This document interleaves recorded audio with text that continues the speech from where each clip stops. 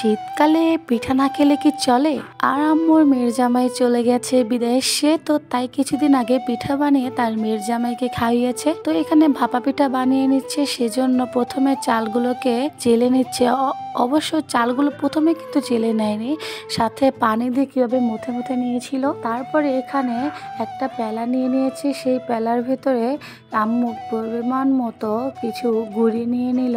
এখানে আতপ চালের গুঁড়ি আর ভিজা চালের গুঁড়ি মনে হয় নেওয়া হয়েছে, সম্ভবত আমি জানি না। তো প্রথমে এখানে পরিমাণ মতো মিঠাই দিয়ে নিবে, কারণ অনেকে মিঠাই কম খায় আর অনেকে মিঠাই বেশি খায়। আর আমি তো একেবারে মিঠাই ছাড়া শুধু নারকেল দিয়ে বানায় না সেভাবে খাই। আমার কাছে মিষ্টি ছাড়া নারকেল দিয়ে বানানোটা অনেকই মজা লাগে। আর আমার বোনেরা তো অনেক মিষ্টি খায়, ওদের জন্য এখানে তাই বেশি বেশি গুড় দিয়ে নিল। তারপরে এখানে নারকেল দিয়ে নেবে, নারকেল দিয়ে উপরে আবার গুঁড়ি দিয়ে দিবে। গুঁড়ি দেওয়ার পরে আবার একটু একটু নারকেল দিয়ে নিয়েছিল, যেটা আমার কাছে অনেক ভালো লেগেছিল।